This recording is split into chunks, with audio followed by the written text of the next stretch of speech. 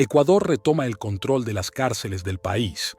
El ejército asegura las prisiones, donde se han producido varias fugas masivas que empañan la labor de las autoridades. Bienvenido a nuestro canal.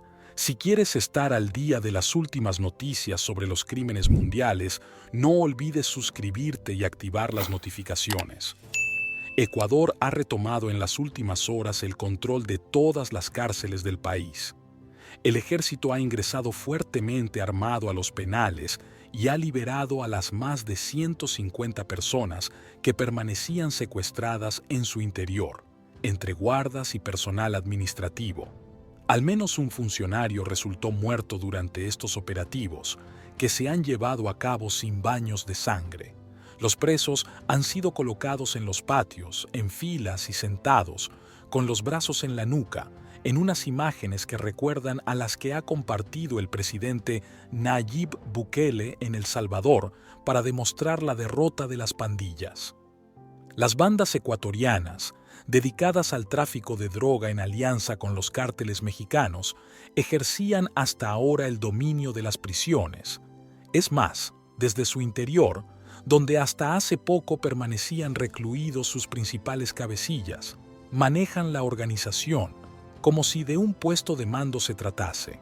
Sin embargo, algunos sucesos dan a entender que este control de los penales puede no ser tan efectivo como se supone. De la cárcel de Esmeraldas, situada en una región del mismo nombre cooptada absolutamente por el crimen organizado, se fugaron 48 reos. 2 murieron durante una persecución. La madrugada del domingo, otros 6 se evadieron de la penitenciaría del Litoral, en Guayaquil, cuando se supone que las autoridades ya habían retomado el control. La ola de violencia que comenzó hace 8 días arrancó con la fuga de 2 de los cabecillas más importantes del país. José Adolfo Macías Villamar, alias Fito, el líder de los choneros, considerado el criminal más peligroso de Ecuador, y Fabricio Colón Pico, miembro de los Lobos. Se sucedió una cadena de ataques y atentados con la que el crimen organizado intentaba doblegar a las autoridades. El asunto fue a más. Unos encapuchados asaltaron en directo la cadena pública TC Televisión, amenazando a los periodistas con pistolas y dinamita. El propósito de esa acción resulta un misterio. La docena de asaltantes, jóvenes, casi niños, se rindió sin ofrecer resistencia en cuanto la policía llegó al lugar. El presidente de Ecuador, Daniel Noboa, declaró que había un conflicto armado interno, lo que supone la asunción de que hay una guerra al interior del país. Así, se ha establecido un toque de queda de 11 a 5 y el ejército patrulla las calles. En este tiempo, según datos oficiales, hay más de 1.500 detenidos, entre ellos 158 acusados de terrorismo. Noboa ha decretado que las pandillas sean vistas como tal, lo que agrava las penas y ofrece más margen a las autoridades para enfrentarlas. Además, se han producido 41 operaciones contra estos grupos, durante las cuales han muerto 5 presuntos delincuentes y se ha liberado a 27 personas que permanecían secuestradas. La Presidencia de la República, en un comunicado, asegura que las operaciones seguirán en todo el territorio nacional con un objetivo claro: ser implacables con quienes han atemorizado y se han aprovechado de la ciudadanía.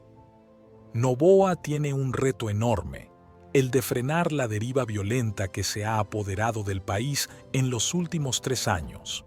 Hasta ahora, otros 2 presidentes, Lenín Moreno, 2017-2021, y Guillermo Lasso, 2021-2023, asistieron impotentes o negligentes, según como se vea, a un deterioro de la seguridad en tiempo récord.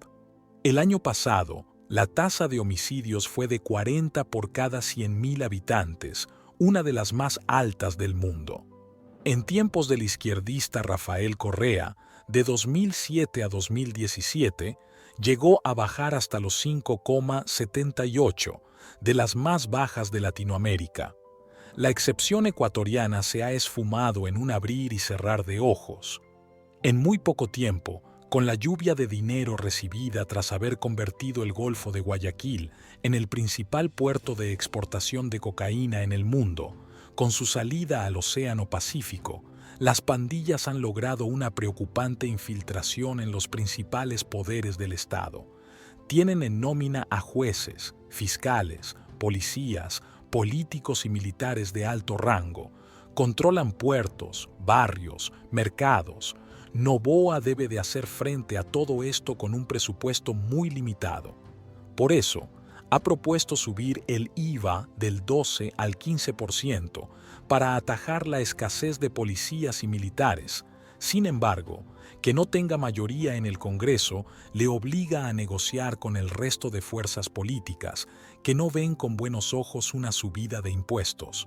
El presidente también ha sugerido la organización de un referéndum la última semana de febrero o la primera de marzo para aprobar la ampliación de penas para delitos graves como homicidio y tráfico de armas, así como para el refuerzo de las funciones de seguridad del ejército.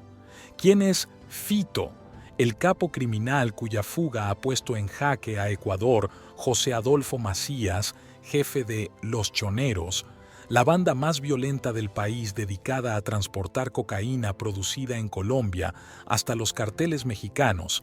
Está considerado el delincuente más peligroso y poderoso del país. La jornada de terror vivida el martes en Ecuador con la toma de un canal de televisión y motines con rehenes en varias cárceles del país vino precedida de la fuga de José Adolfo Macías Fito, el capo de los Choneros, la banda criminal más violenta de todo Ecuador. Fito iba a ser trasladado de prisión en el momento de su fuga. Su traslado fue el detonante de los motines en varias cárceles de Ecuador y llevó a Daniel Noboa, presidente del país, a declarar el estado de excepción. Los amotinados exigen que cesen dichos traslados. La última imagen pública que se tiene de él es con una abundante melena y una barba copiosa y desaliñada con la que busca asemejarse a un león, con el que se identifica él y, por ende, el resto de Los Choneros, una banda dedicada, según las autoridades, a transportar cocaína producida en Colombia hasta los carteles mexicanos. La banda de Los Choneros, que surgió en la ciudad costera de Manta en los años 90, se dedica principalmente al narcotráfico, la extorsión, el sicariato y el tráfico de armas, entre otros delitos.